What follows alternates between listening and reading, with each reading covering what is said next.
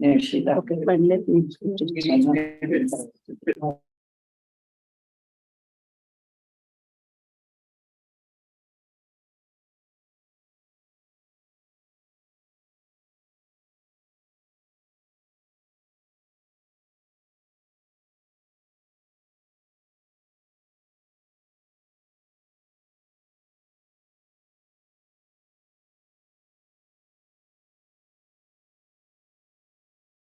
Very much, Nick. I'm sure what you just said will ensure that we are not going to, because we do not want our whispering to be sent all over the world, all around the world.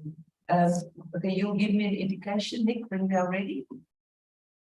Well, good afternoon, everybody. I welcome you back in the conference room where we are meeting to continue this area conference of East, West, and Central Africa. And I also welcome our members online. Thank you for joining us for this afternoon session. We just enjoyed a very delicious lunch, and we are ready for this session of our meeting. So I would like to introduce to you the speaker of this afternoon. She is from ACWW,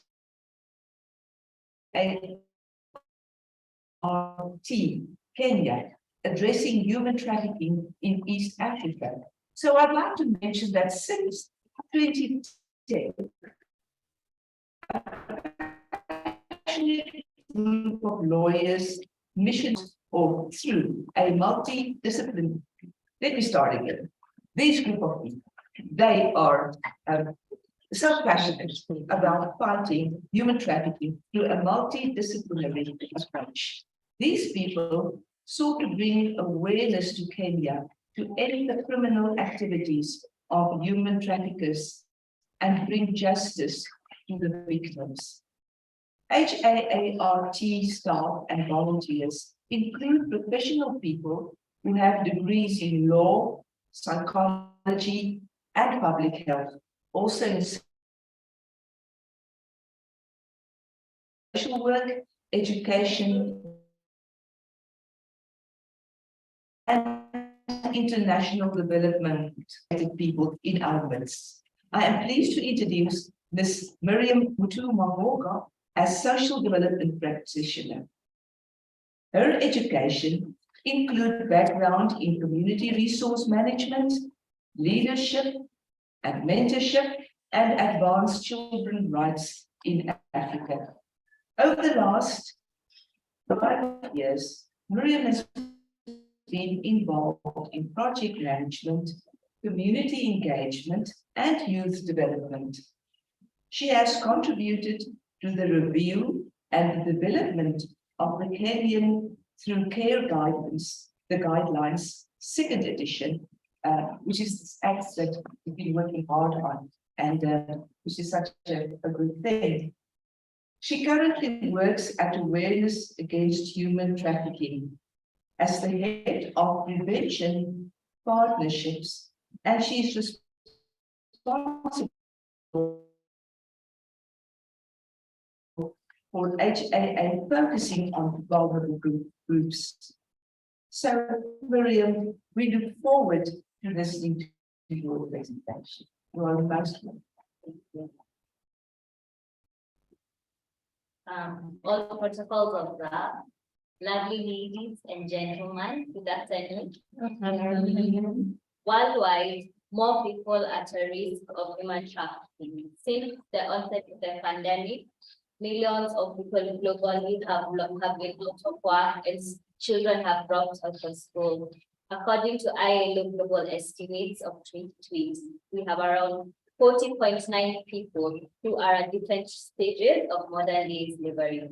Human trafficking has become an epidemic.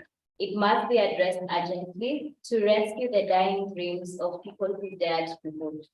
Ending human trafficking will take a collaborative effort. And we recognize that the role of women in playing a significant protection and prevention strategy when it comes to human trafficking. In the words of our program manager, Winnie Mutebo, if we as a society want to end human trafficking, We need everyone. And there are many things you can do in your community, and this is what HEARTS is doing. Over the last 12 years, HEARTS has dedicated itself to fight human trafficking. We are located in Nairobi. We work in 15 counties in creating awareness, but we also provide protective services for victims of trafficking, all counties of the country and also external countries, such as victims of human trafficking of Kenyan origin who are stuck in Saudi Arabia, China, Laos, Iraq, and a new emerging country being Myanmar. Our vision is to see a society that is free from trafficking in person.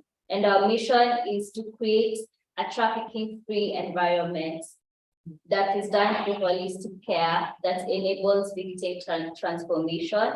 And we look into partnering and providing survivor engagement. So what do we do? What is our mandate? We work under the 4 Ps, where we have protection, prevention, prosecution, and partnership. For 12 years, we've been able to reach 95,000 community members. These are just numbers up to September. We will be updating them. And we have been able to support 1,000 survivors of human trafficking. So what do we value? We are victim-centered. We value integrity, commitment, partnership, care, and when we look at prevention is focusing on creating community resilience. And this is where we have most of our work that focuses on awareness raising. So through the prevention department, our key goal is to create a community that is aware of human trafficking and is able to identify cases of human trafficking and protect itself from traffickers. So we do this through different components, one of them being awareness workshops. We have first responder workshops that target local government administrators, that target different arms of the government, and also community leaders, community health workers. And this is normally a 2 to 4 hour session that focuses on seeing how can we capacity build these government agencies or other NGO agencies to be able to respond effectively to human trafficking. We have the community workshops that look into bringing together grassroots communities in educating them on their human rights, how do they identify cases of human trafficking, and how do they report or how do they refer cases or where do they get assistance. We also have joint forums.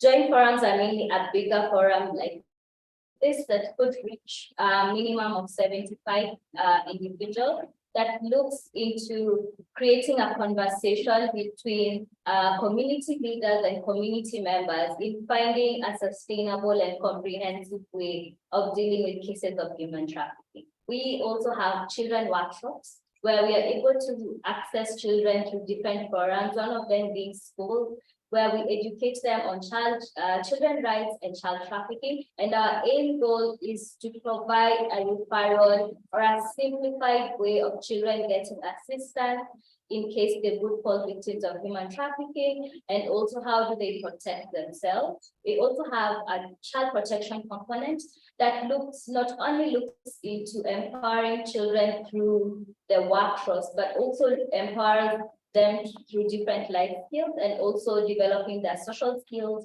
developing their talent, developing their sports. And our goal is to create child advocates that can be able to present the needs of different children from different locations. So currently we have 16 child safeguarding clubs, but we will be looking into expanding after we finish piloting the program.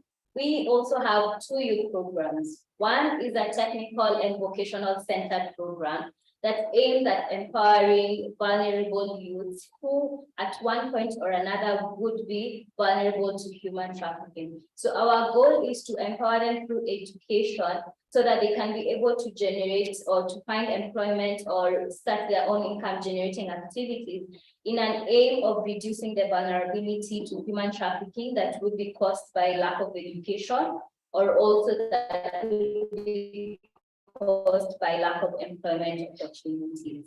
We also have a program that focuses on arts where awareness materials through art mediums as a different way of reaching the community. And finally, we have the Young at Heart. So Young at Heart brings together creative young individuals where we tap into their creative talents, be it dance, be it music, be it theater, as a form of creating awareness. So when we look into protection is mainly dealing with survivors, services to survivors of human trafficking. So we have two components under protection. We have the outreach care. Outreach care basically looks into providing services to victims of human trafficking while they are in their community. After going through our case management process, once individuals are integrated to their communities, we're able to provide support until they're able to stand on their own. Then we also have a shelter. Currently, our shelter is able to accommodate female adults. Depending on the timing or who we have at the shelter, sometimes they also host children, because we also find that women are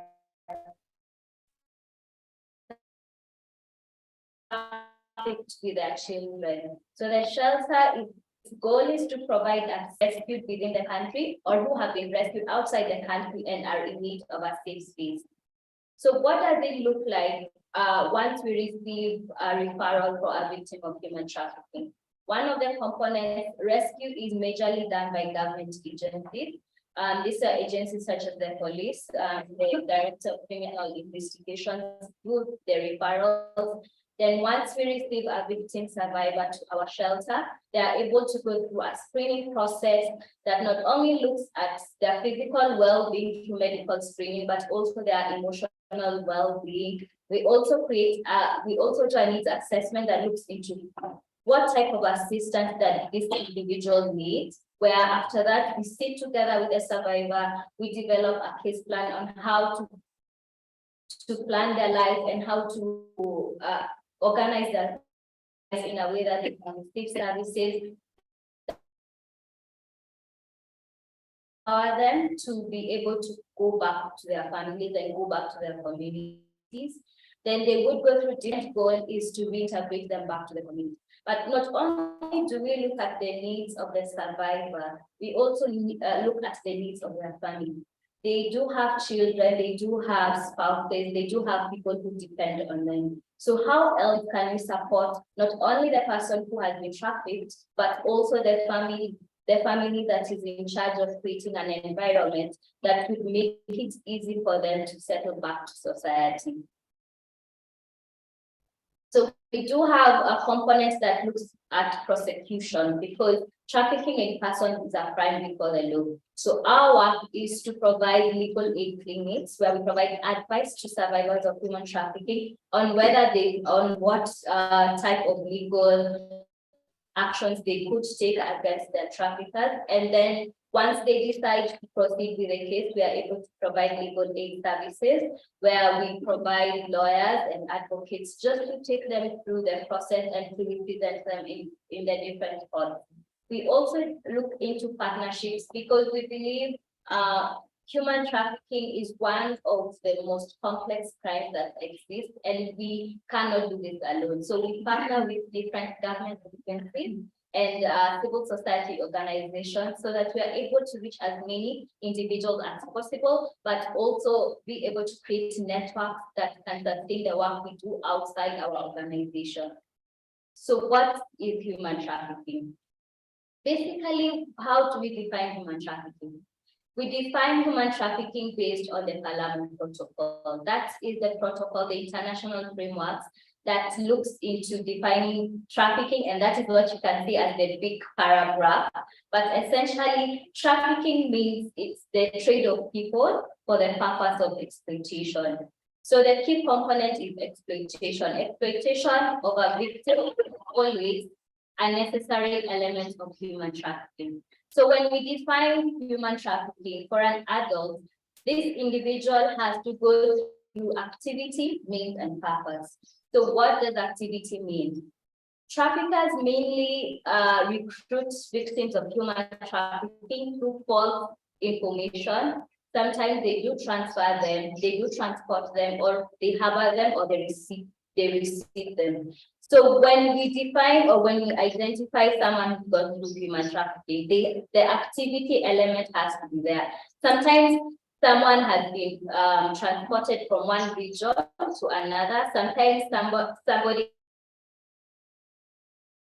has been received and has been exploited in that particular household that they're staying.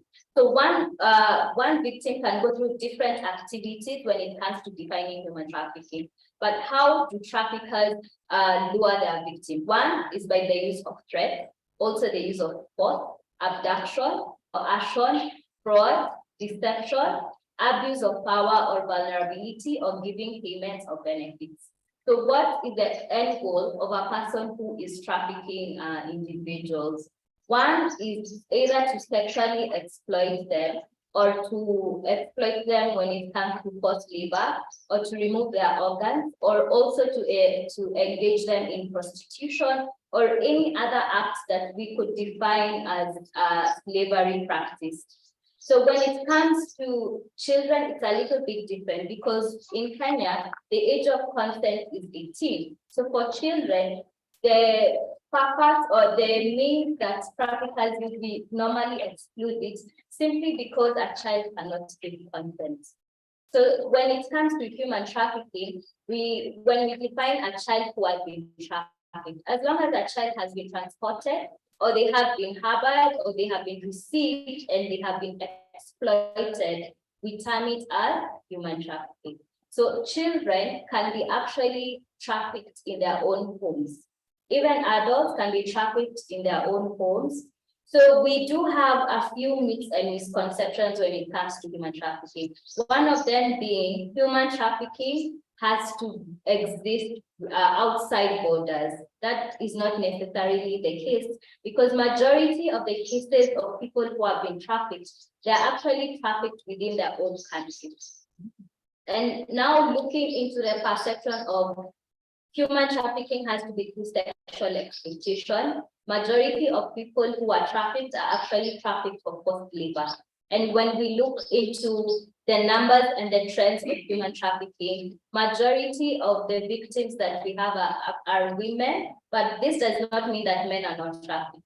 It just means that the cases that are reported for men trafficking are very minimal, because there are few factors that contribute to the low numbers of men when they report cases of human trafficking. There's the gender stereotypes that we have that actually imply on how people tend to report cases.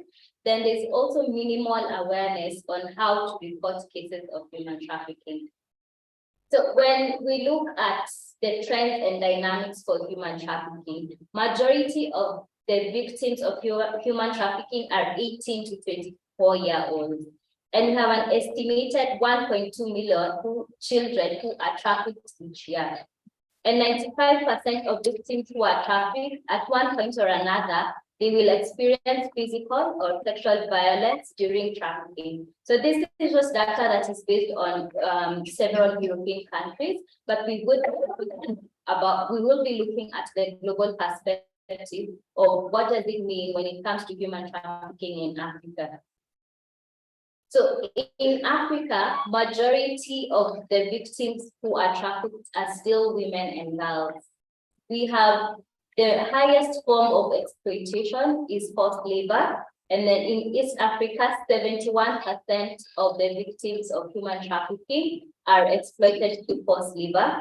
In Southern Africa, it is 69% is through forced labor. In West Africa, 78% is forced labor. In North Africa and Middle Africa, 30% is sexual exploitation.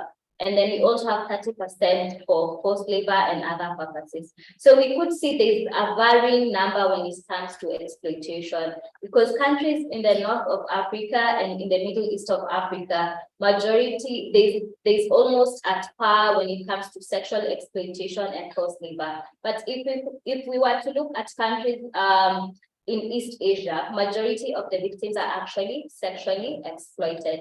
If we were to look at South America, 64% are people who are sexually exploited. If we were to look at Western and Southern Europe, sexual exploitation is at a rate of 44%. So for each region or for each country or for each continent, the numbers tend to vary. But right now, the global estimate for victims of human trafficking is at 49.6 million. That means 49.6. At any given time today, there are 49.6 million people who are at different stages of being trafficked. And of these 49.6 million, 71% is women.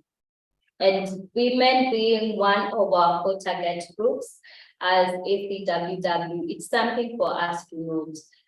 Sometimes there's a misconception or minimal information that modern day slavery does not exist. But when we look at the numbers, it does exist. It's just that the face of trafficking has changed. So what does it mean when we are talking about women in the global perspective of human trafficking? Of course, there is an intersectionality.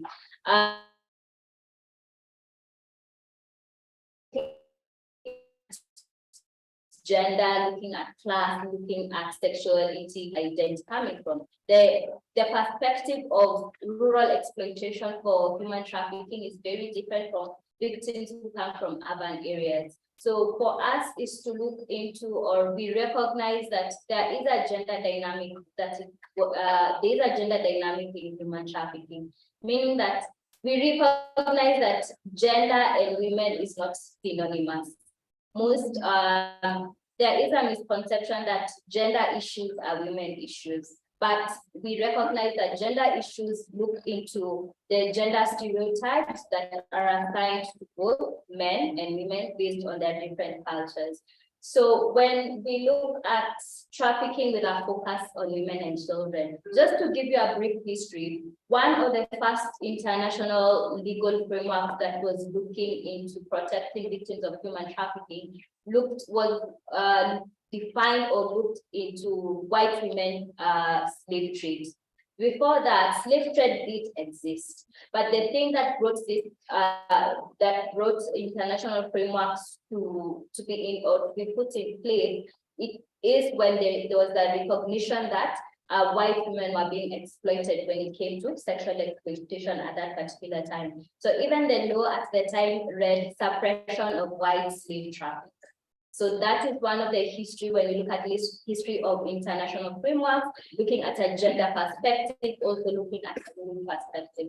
Because currently there is a focus on women and girls and women and children, because they're the highest number of individuals or the highest group that is actually impacted by human trafficking. Even the international framework itself, the legal framework that looks the Palermo Protocol, it is defined as the protocol to prevent, suppress, and punish trafficking in persons, especially women and children. So we recognize that there is a gender perspective when it comes to human trafficking, but how do we prevent human trafficking, or how do we protect victims of human trafficking? One of the most effective preventive strategies is looking at what is the root cause of human trafficking. If I was to ask you, have we come across any cases of human trafficking in our community?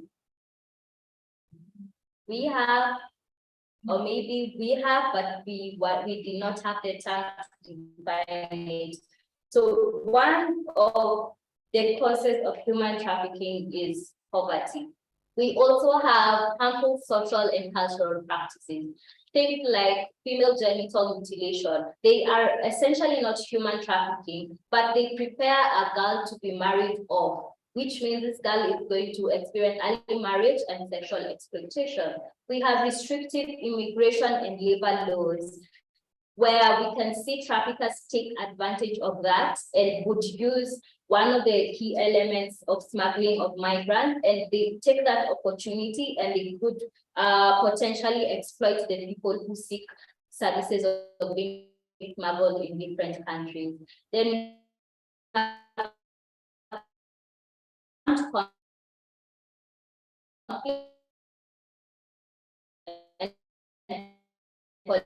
political oppression, which is a high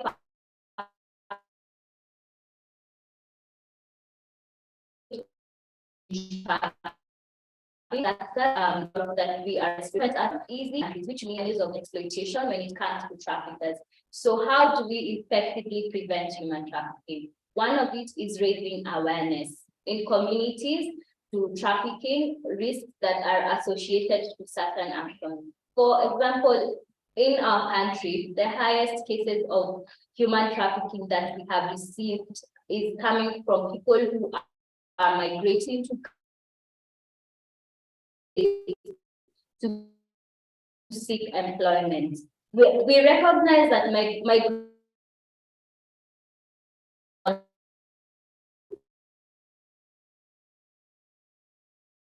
different reasons, but there is also a high risk that comes to migration for labor without process or proper insurance. Then another preventive strategy is looking at increasing the depth of empowering women, one economic capacities.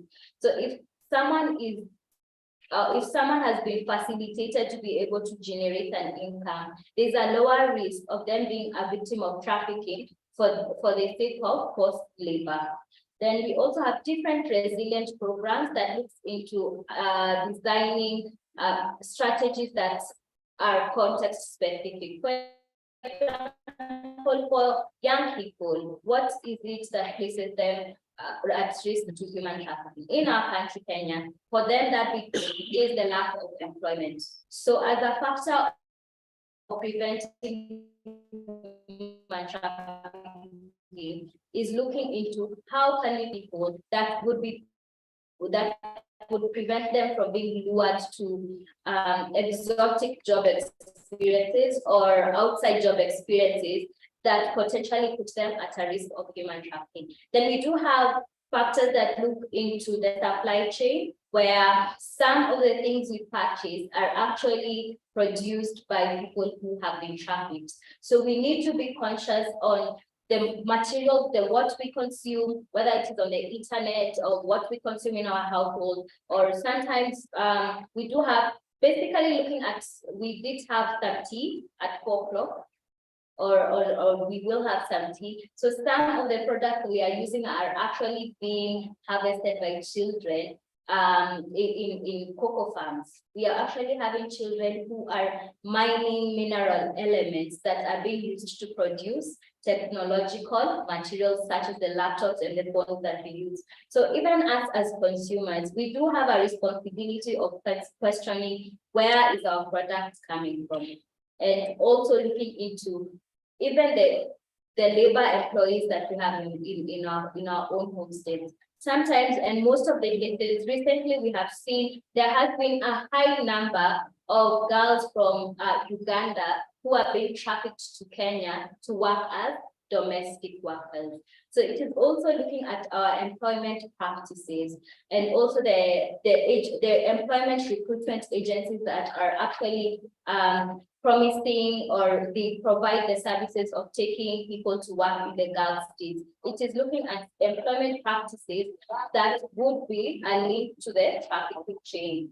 And then we do have our role as civil society organization. And one of the key roles that we do, not only as HAT, but other civil society organization, is awareness raising. And just I was looking at the 2022-2026 year strategic plan. One of it looks into sharing knowledge on local activities and raising awareness. And looking into feeding into that, we could do the different platforms or the different activities that we have to raise awareness on human trafficking. We are also looking into providing protective services to victims of trafficking, providing repatriation services, providing protective services such as shelters, medical screening, and eventually reintegration of victims back to their homes. We are also looking into increasing capacities of different government agencies and also civil society agencies so that they can be able to effectively respond to cases of human trafficking. And then we're looking at what is our role when it comes to the criminal justice system. Being able to provide legal aid services to survivors of human trafficking, and also being able and being bold enough to take traffickers to court. And with that, I have come to the end of my presentation. I would be open to have questions from you. Also, just to share your experiences on human trafficking, and if you would need clarification on anything, I will be able to provide specific answers. Well,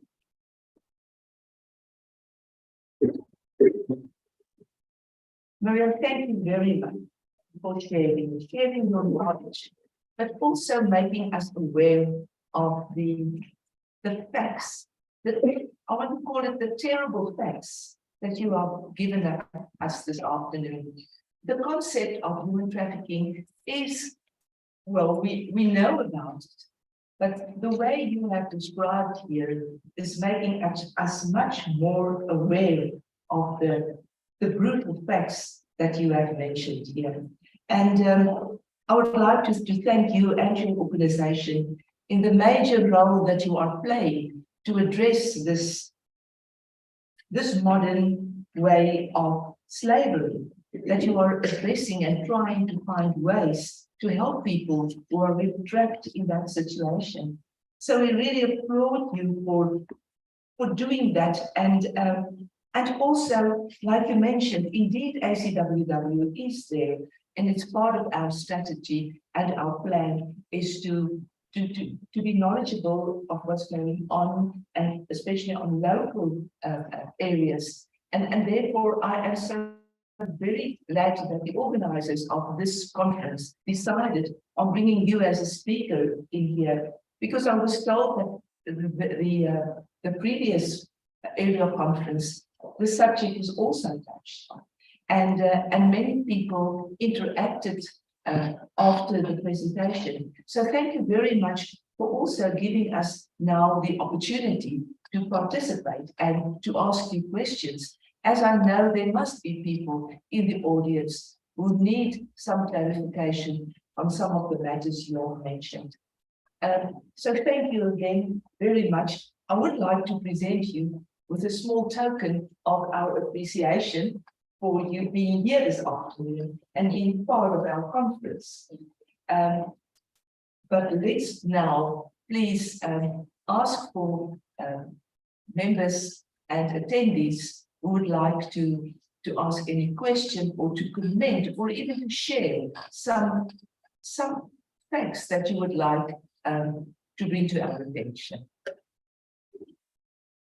Okay, there are many hands right here. Kathy, please. Okay, my question, I have a very dear friend who I'm certain is not facilitating trafficking, but I know that her house girl comes from, I think it's Rwanda or one of the French speaking mid. How can I, as her friend, be sure that there isn't trafficking involved somewhere along the lines? I think first our question is to ask ourselves, is this house girl a child or not?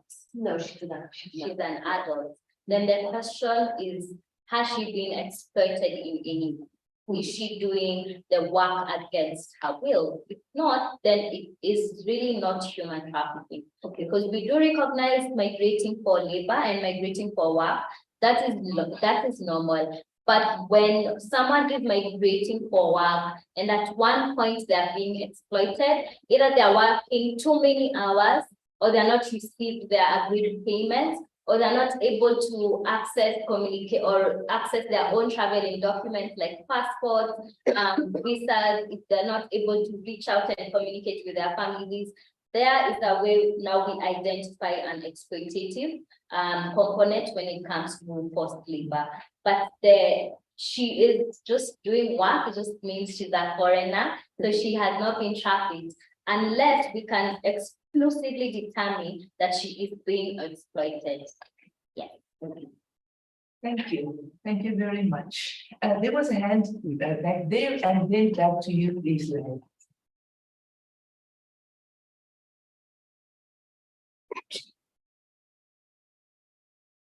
All right.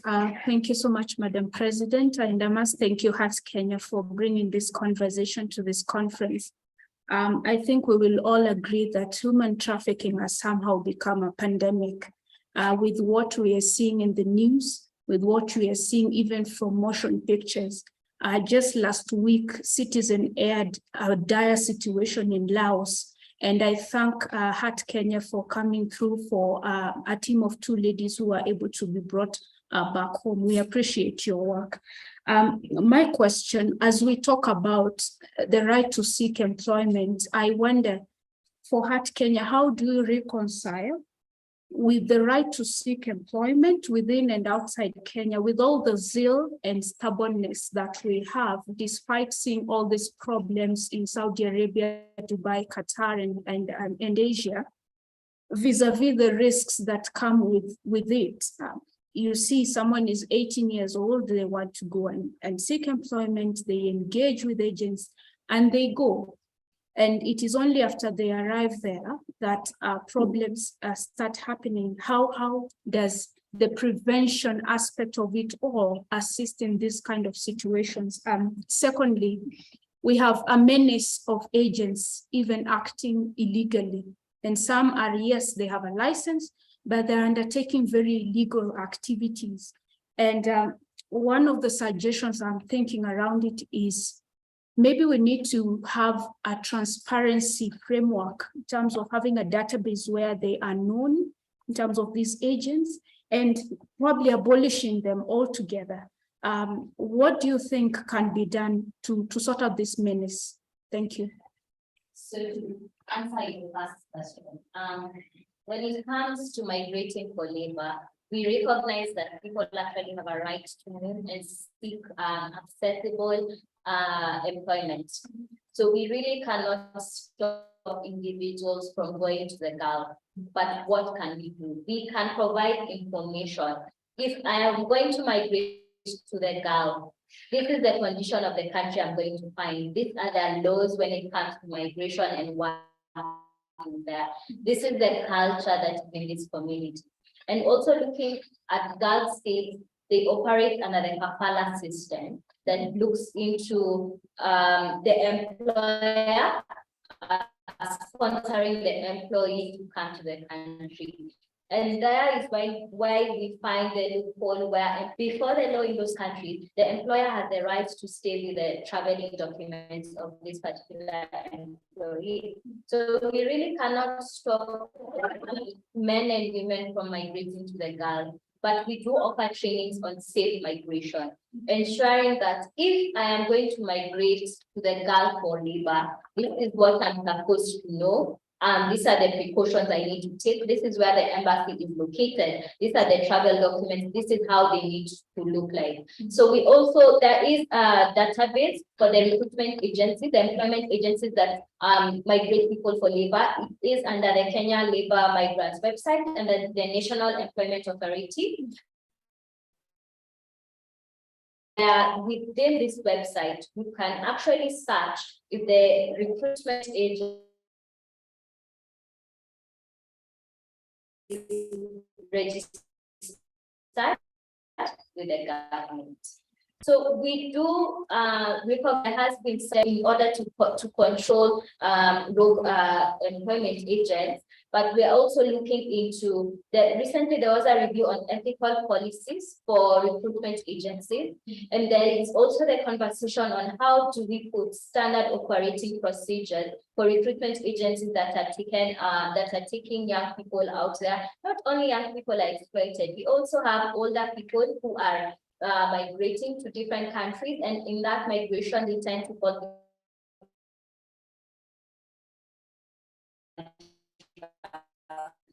So part of our training,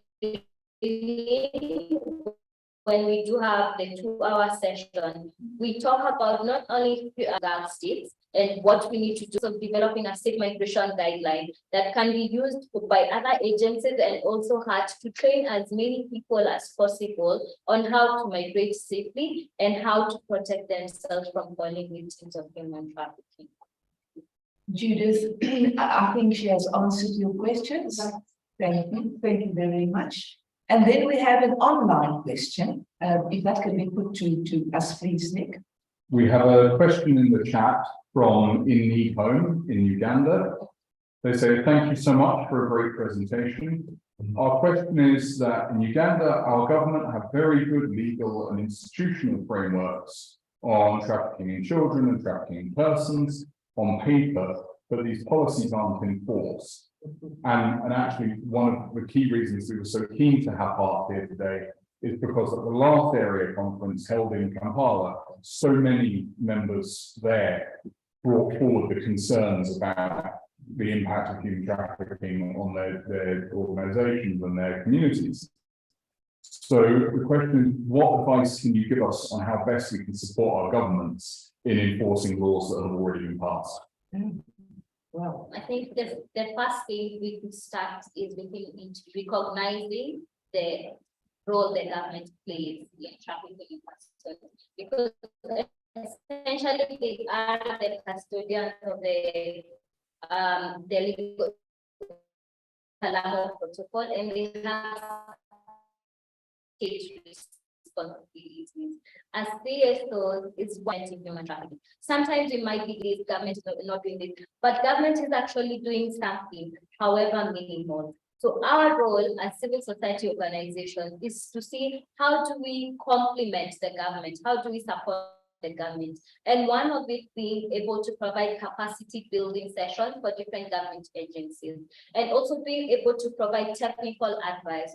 For instance, the country is reviewing, Kenya is reviewing the Counter Trafficking in Persons Act, and they actually provide an opportunity to civil society organizations to come to the table and provide inputs and actually question some of the things that have been put in law. So it's looking at tapping into having a multi-agency framework when it comes to trafficking in persons, not only just depending on the government, but collaborate with the government. For instance, when it comes to services, for us, the government actually identifies the cases of human trafficking, and then they refer the cases to us and ask us, do you have a safe space for this individual? And then are you able to provide legal advice when it comes to how is evidence collected by officers? So it is looking at having a complementary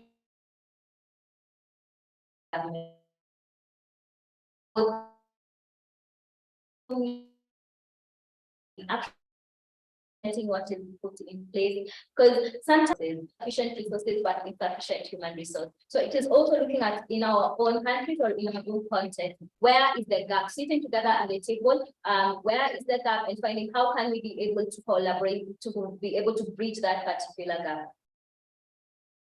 I hope I have answered the question. I think you have, because it boils down to information and for us to know, what ways to go and that's why we're so thankful for you being here. But Leila, you have. Well, I have two examples. One of somebody who was trafficked. She was widowed and legally my husband, and she didn't leave a copy of her passport here, but she eventually made contact with her family. Her father was employed by us for many, many years, and it took him such a long time to get her passport replaced, to cancel the one that had been confiscated because it was confiscated. She completed her terms of her employment, and they still wouldn't give her back the documents. And it took him over 6 months to get her documents that would bring her back here. Now, amongst your advice is the fact that people should leave copies of their identification, their IDs and their passports with somebody in the family. Yeah. Yes. Is that given in advice?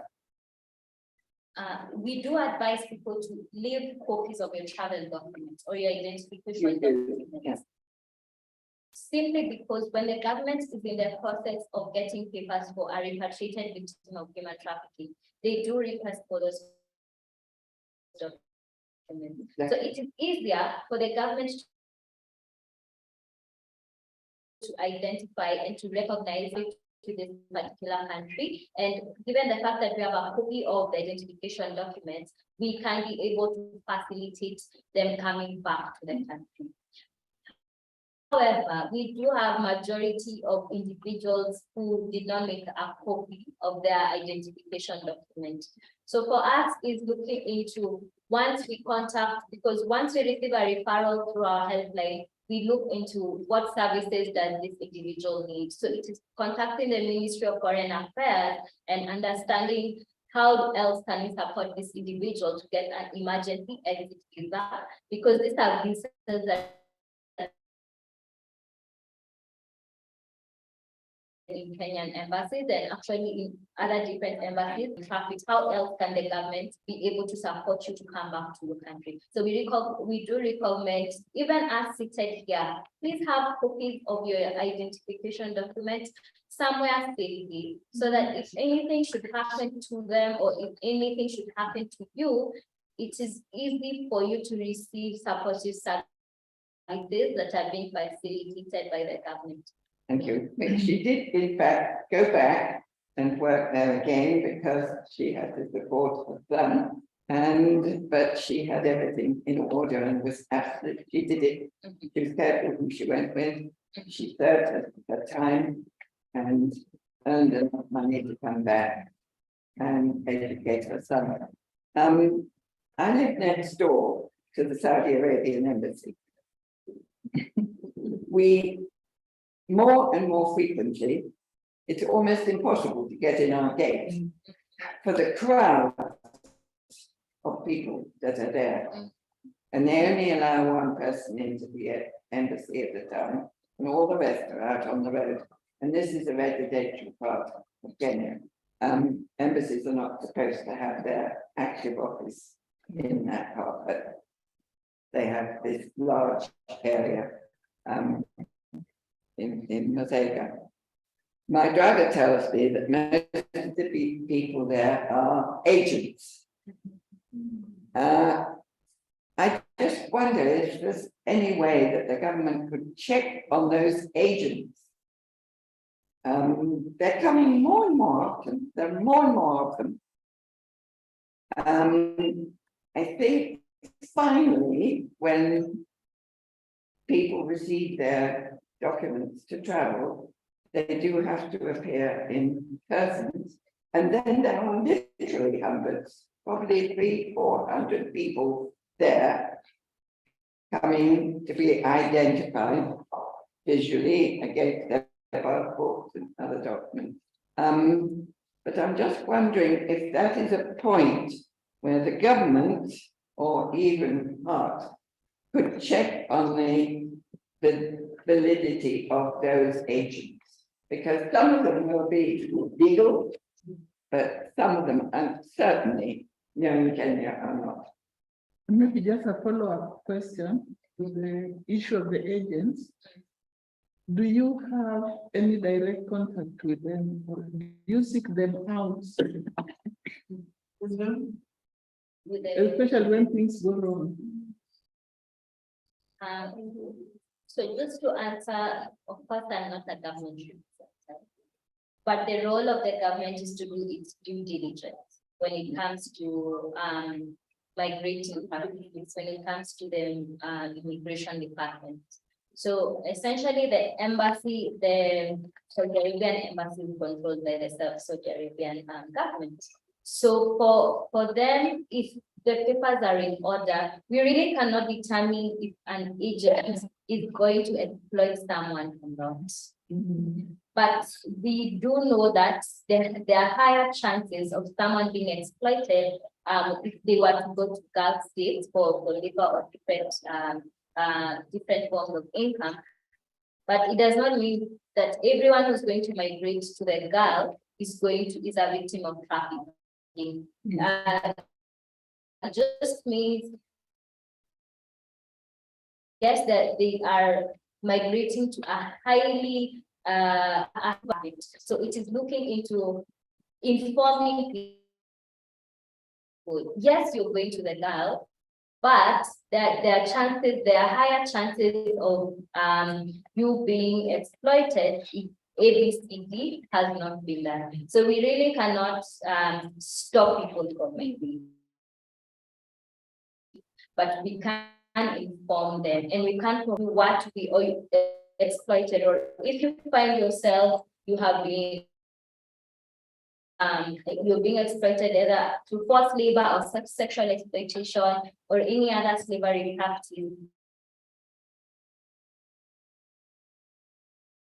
and we will help you, because no one really knows they're going to be trafficked. Even I can consent for something, but I am not aware. We term it as an informed consent, but I am not aware that I am going to be trafficked. So when it comes now to the conversation of recruitment agencies, what we do is once we receive a call or we receive a referral, we have to ask which agency took you there. Do you have their contact? Have you tried to reach out to that agency? Then we also do a follow-up with the recruitment agencies to actually understand how are you assisting this person who is being exploited. In some cases, we do have feedback from agencies that take responsibility and try to help, but also in most cases, we have recruitment agencies that are taking a reactive stand, that are taking for facilitating someone to be trafficked, they become reactive and they're like, you are not the, even when we look at TV interviews, the representatives that they do send, some of them really are like, we are not the problem. The problem is they tend to stigmatize the victim of human trafficking, and they make it look like it is their responsibility that they were trafficked. So looking into, you did not behave well, you are not a hard worker, the contract that you signed binded you to this agreeable terms.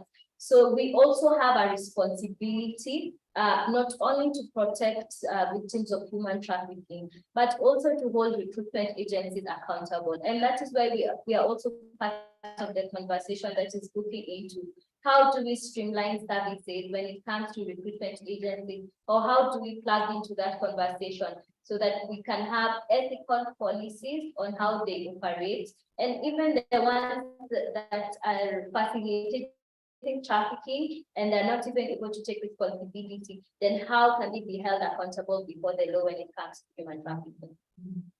Now, it's very complex, actually, is it not? Yes, there is a question. Mine is a small question. I just wanted to find out, where do you categorize refugees? Refugees are not victims of trafficking. Refugees are part of irregular migration. Because essentially a refugee has been forced to move out of their country for any particular purpose. So not for any particular, but for any reason. It can be conflict, it can be droughts, it can be epidemic, that it can be war, so that forces someone to go and live in another country where they're not recognized as a citizen. So at what point does a refugee become a victim of trafficking? If they're exploited. So if they were exploited, if they went through recruitment or harboring or receipts, and then at that point they were exploited, a refugee can turn into a victim of human trafficking. So even individuals who we call smuggled migrants, essentially that some are refugees, some are not refugees, but also smuggled migrants are not victims of human trafficking. They are just individuals who illegally entered a country. But an illegal, a smuggled migrant can turn into a victim of human trafficking. A refugee can turn into a victim of human trafficking if they go through the activity, means, and purpose. But a victim of trafficking, we cannot reverse and say they were just as, yes, they can have been a smuggled migrant, but a victim of trafficking remains a victim of trafficking. and it's complicated, but it's very clear. Thank you are helping us here. Yes, please. Do you have any challenges in your work, and especially the issue of finance? Sorry, could you speak up a little bit for the sake of the camera? Oh. Do you have challenges in your work, and especially in terms of financing? Yes, we do have challenges, because to support a victim of trafficking to be fully repatriated and reintegrated, it can take even up to 2 years. So looking at, we are not even able to offer repatriation services, meaning buying of tickets and paying of exit visas. We are supported by other organizations, and with time, if you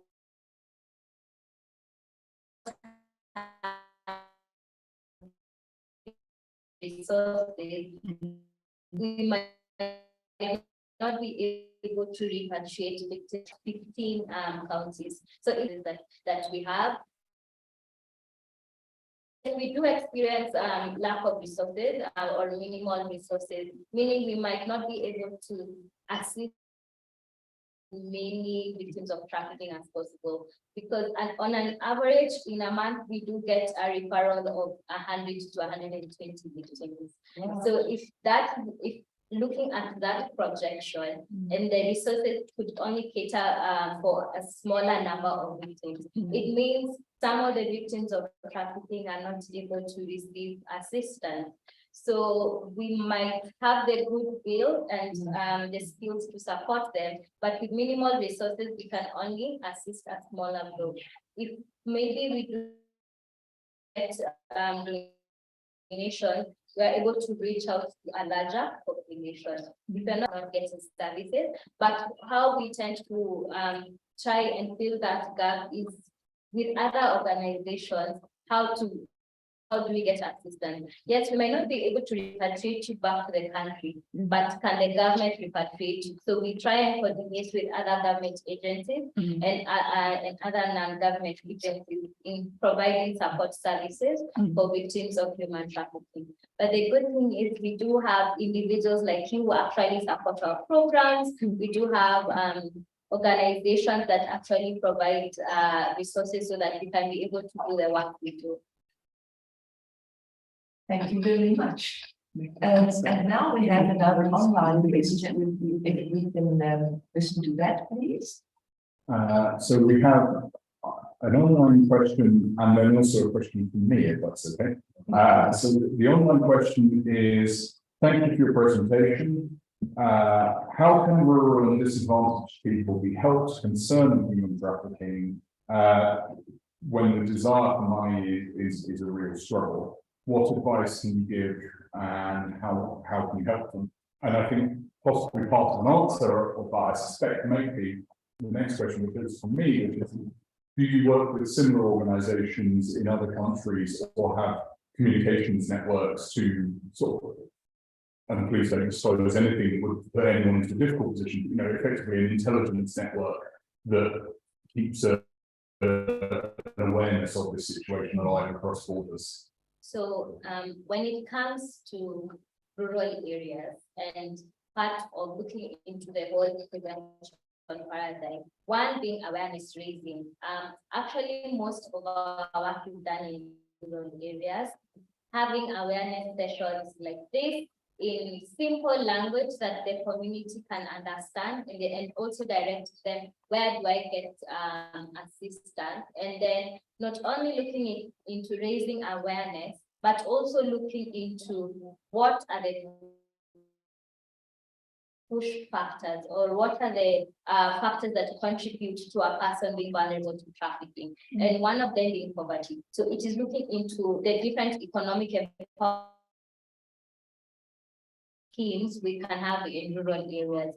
We do understand like majority of the income generating activities in rural areas, especially in Kenya, is the economic buying power of this community through agriculture. So how do we plug into a system that not only is focused on production, but is also looking at the integrated like an individual. Yes, we can be having a scheme that is supporting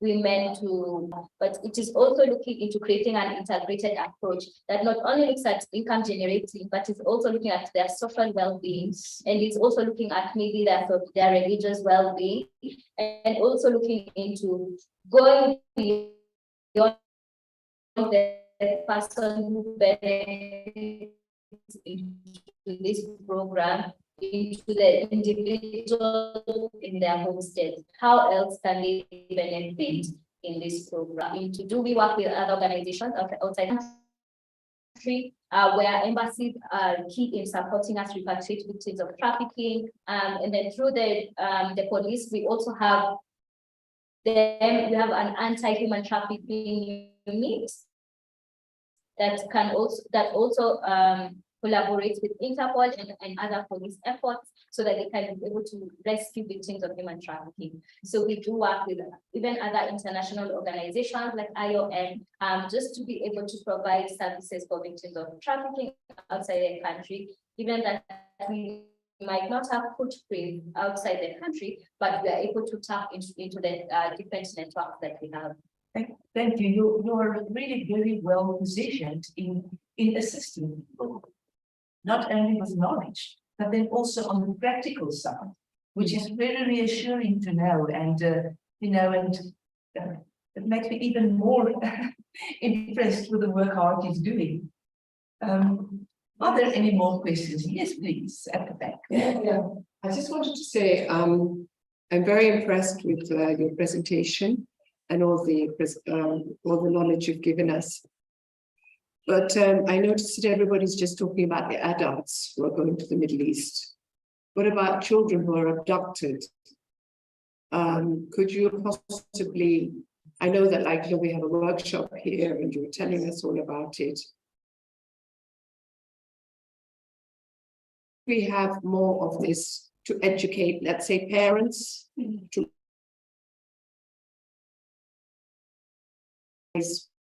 their child is in danger. We need a lot more awareness of that as well. Facilitators of adoption. You obviously need a lot of education also, and workshops where adults can be told how to behave with children and things like that. So I'm hoping that your organization deals with that as well. And then I agree with you that poverty is a very, very contributor, but there's also a double type of exploitation also, because they also leave their people behind with a huge debt, where they have had to finance that person to go abroad, and the agents demand a huge loan. So you find that in the rural areas, in the poorer areas, where people have gone for domestic workers, that they've left their parents or their relatives with a huge debt. So it's just it's a spiraling thing. So, answer your question on child trafficking. Yeah. We do not only do we focus our training on adult trafficking, but we also include child trafficking, because how does child trafficking look like, especially with the concept of males being removed? So we also let parents know certain practices are actually child trafficking, and also looking into how can they identify potential risks when it comes to trafficking of children. Then we also extend the same training to teachers and also child protection agencies and also children themselves. So it's a multifaceted education program. Then the other comment on that. One of the ways traffickers keep their victims in the trafficking condition is debt bondage, and looking into if families have been left behind to pay a debt, someone is told you will not be released until this debt has been paid. So even looking into when people are migrating, and migration is not the only concept when it comes to human trafficking, but it is the most prevalent one that we've seen in the last few years. It is looking into how can someone even investigate, or how can they question that this recruitment agency is taking me to this state? They have spent $100 or $1,000, and I did not put any money into my traveling. Then how are they going to recoup this services? And one of the things they tend to put it in the contract, that you are bound to this contract until you have fully paid either the recruitment agency or the employer the funds that they used to bring you to this country. So there are different ways, but debt bondage is actually one of the ways traffickers use to keep the victims in the exploitation, in that exploitation environment. When they have the form, when they fill out the form, the way you fill out the visa, there will be something in there that asks you to do like a background check. I mean, I suppose it's so difficult because the person is working so poor to begin with. So one of the ways we tell the safe migration practices, if you're migrating for labor, you need to register with the Ministry of Labor, and they actually have to look at your contracts. And looking into that contract, they are able to identify places or classes that put you at risk, and they're able to provide you with that advice. But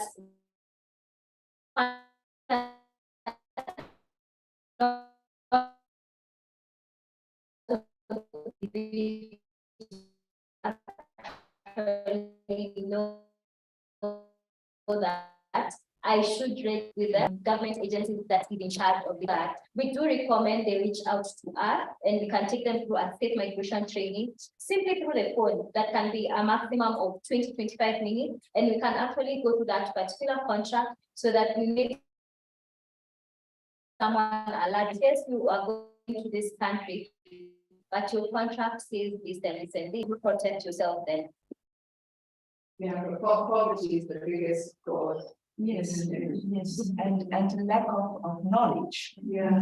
You know, it's like you said, it's the vulnerable people, you know, that are really exploited, which is making this issue so terrible. The case in the Nation today, I think it is, or yesterday, about a child that was abducted from childcare nursery. Well, I think he's 2 now, so he was a baby. In April, the parents reported it to the police that day. They'd been actively searching for that child. He was found. He came from the valley. He was found in Western Kenya this week. And then established that he was told for 80,000 shillings. Now, wonderfully, he is fully restored as well. It may well have affected him, but nowhere in the article does it say that the people who told him been arrested. And that was a child knowingly taken by parents who were concerned, who did all the right things. Yeah, that is, you know, that is what is upsetting, isn't it? Yeah, and he was told. And Not like just abducted, but actually it was an arranged. and one can just, you know, expect post-traumatic stress with that child for a long time. And the parents. And the parents, exactly. Everyone was involved. Any more questions or somebody wanting to ask something to our honorable speaker over here who have really been so good. You are able to answer our questions, and so if there's anything else, yes, there's another hand, and then back to you, Kathy, please. Well, thank you so much. Actually, I'm not raising a question, but Speak up, please. all right. I was saying that I'm not actually asking a question, but I'm grateful for this founded project that is helping. Because I've worked with the external labor for some years, and I've really seen many challenges that are affecting these migrant workers. I was only trying to put a point that maybe in future, as you work, maybe follow up the link of the communication with the girls. Because most of them whom I've really been meeting while I was working with them, the only challenge and the biggest challenge is communication. You may find one is locked up in the house, going through hard time, but has no way to communicate out there. I think those are the people who should even do more out there. Because these girls, the biggest challenge is communication, and they don't know whom to communicate. Most of these companies are really agencies, but at times they send the girls and they don't follow up. That's the biggest challenge I've seen even with our agencies in Uganda. But if such an organization is hoping, indeed, I think that is the trend I'm encouraging, communication. I don't know here whether the girls are being trained before they go out. For us, we have training centers for external immigrant workers. But I was thinking if it is here in Kenya, it's always good even to involve yourselves, talk to them so that they get your address. Some can be in there, but they don't know how to communicate. Besides a mother, father, or company who will even turn off their phones. They know they're trafficking, so at the end, they may not want to hear from them. But I think if such an organization is there and indeed you talk to them, they get your address, that can save many girls. Indeed, it can save. Thank you. That was a point I wanted to add. That train domestic workers. And they actually do offer a bit of training on human trafficking. Also, there is a pre-departure training by the Ministry of Immigration. So it is looking into, they are not as many as we would like, but looking into if there's a domestic training center, if we can have an opportunity to train, of course, we will provide that training. And also we are trying to have our information out there as much as possible, the helpline, but has only operated in Kenya. So we would love eventually to operate in other different countries, but there are other organizations in those countries that also do the same work that we're doing. So it is giving out contact to as many individuals as possible. We are on Facebook, on Instagram, on email, on website, on WhatsApp. So once we are able to receive referrals, we can be able to provide someone with. Sometimes even the cases we get on our helpline is not someone reporting that they're being exploited, but they're asking a question on, I have been arrested, how can I get assistance? So it is looking into having as many avenues as possible of getting assistance, because there's also a national referral mechanism for victims of trafficking. So there are different helplines out there that provide like a lifeline to victims of human trafficking, not only in Gulf state, but majority of the victims who are being exploited in the country, where they can actually report cases and get assistance. It's very good to know that there is opportunities and people should really use it.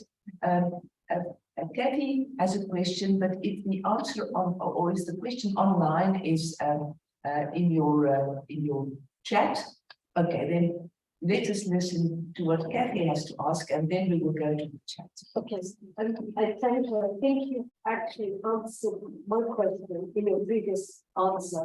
My question was about what assistance is there? We're all talking about the Gulf state being the big baddies in this system. Does the Gulf state governments themselves really do anything to help with the problem, or is it just NGOs within the Gulf states who are helping? Well, what is the approach? Or what is the approach? Yes, where the people are being trafficked. Yeah, thank you. That's what you were saying. So looking, just having my personal overview. Yeah. Looking into, for years, you have seen labor migrants exploited in the Gulf Sea. And yet the governments in those particular states maintain status quo. So which means even the goodwill is very minimal when it comes to protecting migrant workers in those countries.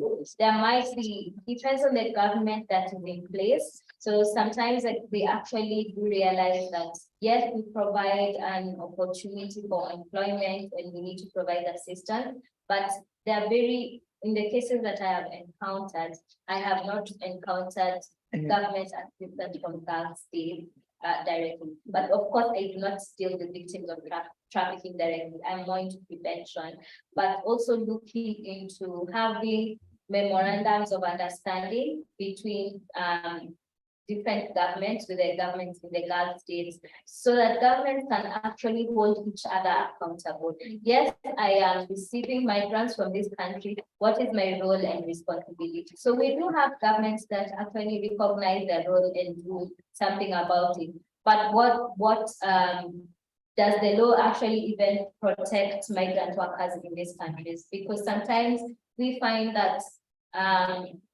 the law really does not consider cases of trafficking or exploitation when it comes to labor, because it is very difficult to hold a government accountable to its own law. Yeah.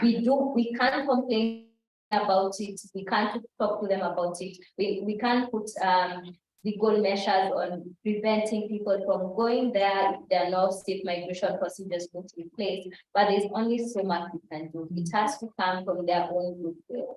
Yes, yes, yes, that is the truth.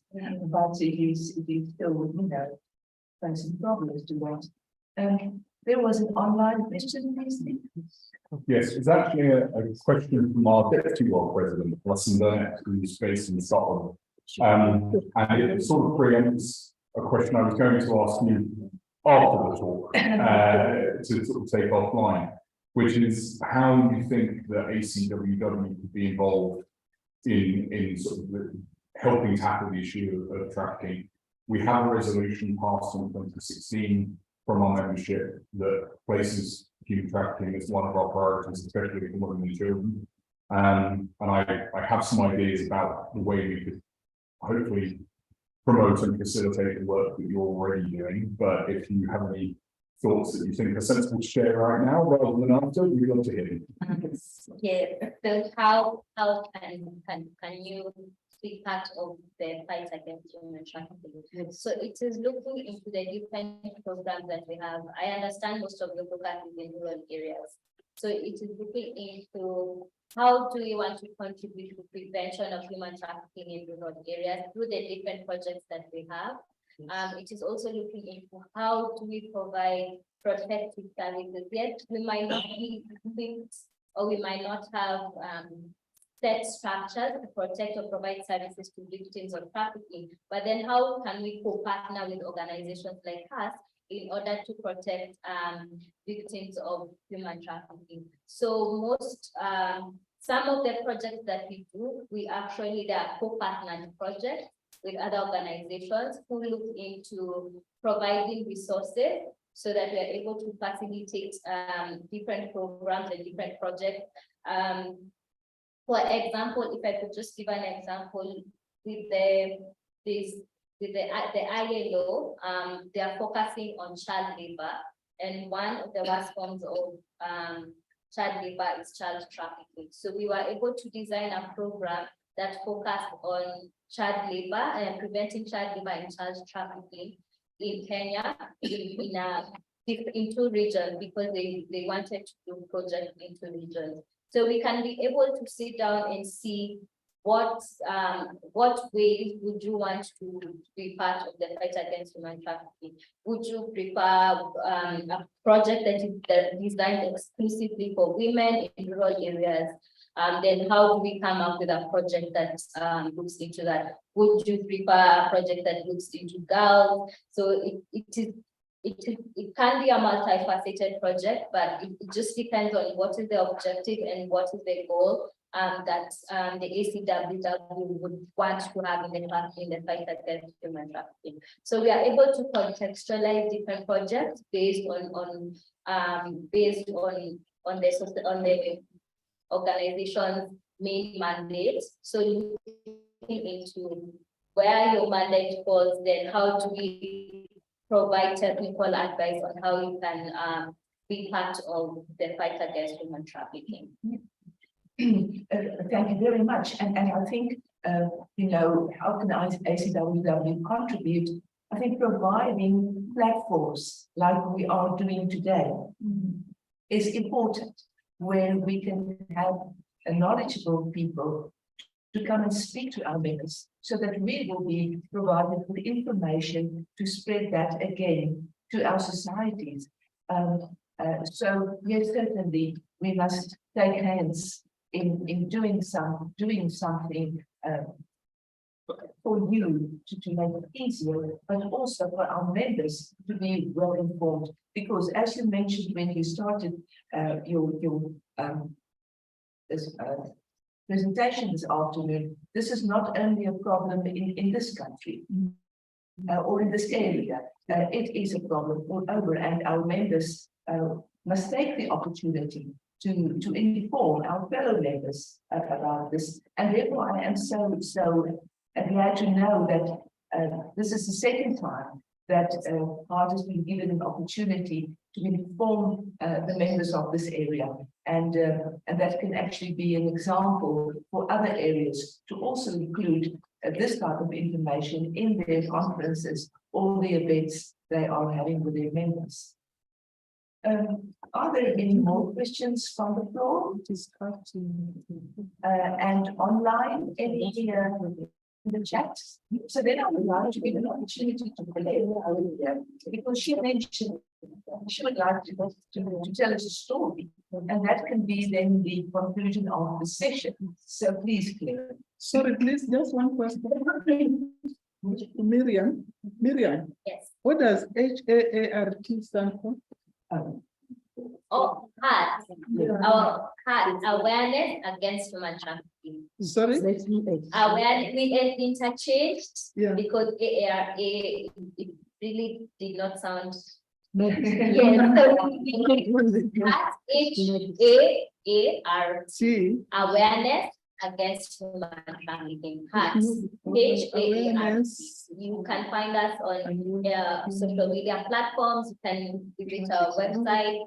www.heartkenya.org. I would be able to share some brochures that have our contact information and just a little bit of more information on human trafficking. So I'll hand them over to the chair, and then she will share with you. Yes, we will certainly, and there are many, so we can actually take it back to our branches and to our members to distribute. Thank you very much for that.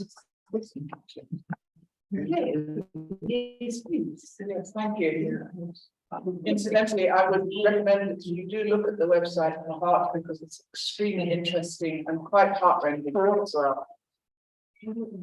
I have a story to tell you about Nancy's topic of child trafficking. About 10 years ago, a good family friend of ours had his daughter abducted from outside her school in Nairobi, in the center of Nairobi. The boy, our friend, was working in Central Africa to make money for his family. And he left his daughter with his parents because the wife, the child's mother, had left him some years before. And the child would come out of school with her friends, and there were some young men, 15 to 16 years old, who would meet them outside the school and just walk home in a friend, and be friends with them and talk to them. And one day, these boys arrived with a vehicle, and they said, "Oh, we'll drop you home." But they didn't. They took them, and we didn't know where the child was. It was this girl and two of her friends. Unfortunately, the police were able to track the girls because one of them had a mobile phone, and they got somebody who was very sort of Nick, who was very conversant with technology, and he managed to track the mobile phone, and they found these girls in a house in Nairobi South B. They had been drugged, and they were about to be transported across the border. We don't know where they were going to take them. This child was 12 years old, a little girl at 12. Her father came back from where he was working. I can't remember whether it was Congo or Rwanda or one of those places. He had a regular job employed by a company here, which had sent him to that country. And he had to come back. And eventually they found the girls and they rescued them, which was a wonderful ending to the story in a way. But the family subsequently had to leave Nairobi because the girl was so traumatized by her experience that she wouldn't go to school. She wouldn't leave home. So they moved up to Laikipia, and they live there now, and she went to school up there. But you can imagine the absolute horror of not only her father living so far away, but the grandparents who had been left, in whose charge she had been left. And this was a good ending because they rescued her before she was. But imagine what would have happened. That child would never have seen her again or heard anything about her. But the thing about this story, which really resonates, sort of makes me shudder in a way, is that whoever these traffickers are, they used these young boys who had probably, no money, or they were just loitering in the street, and they would have paid them to do this. And so they were acting as middlemen, and probably at the beginning, these young boys would have been ordinary young boys, but then they were tricked into a life of crime, and they were paid to lure these young girls into a full sense of security, to the point that they actually got into a vehicle with them and were taken away. So that was my story. I just wanted you to know that here in Nairobi, it's happening. I know it was 10 years ago, but I'm sure it is still happening. And I'm sure that Miriam will back me up on that. Those boys, when they first started doing it, would be unaware of how they were being used. Yes, And as you say, then they were taken into crime, and you don't know what happened to them. I mean, they might have been done away with, so that they're going to lead to people who were doing the abduction. that was my So they were Thank in you. danger. Thank you very much for sharing that. And like you say, that was a happy ending. But how many endings will not be that happy? And the vicious circle of this terrible, terrible ongoing crime in the world, but then also in this area. I would like to thank everybody for your participation this afternoon. Thanks again for coming here. Thanks for giving your time. I think we have all realized what a relevant topic this is. When I listen to your discussions and participation, it is clear that we are all concerned about this and we take it seriously. And I am very glad that we could include this in our program. So thank you very much again for the organizing committee and Irene Chinjay for having this item on our program at this conference. So I would very much like to say, let us conclude this session now, but again, be so aware of the role we can play. Everyone here can spread the word and can have some contribution in a way to prevent this terrible, terrible crimes, these crimes that are being committed.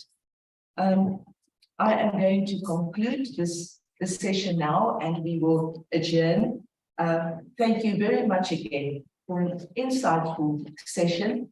And we will meet again tomorrow morning, please, at 9:30.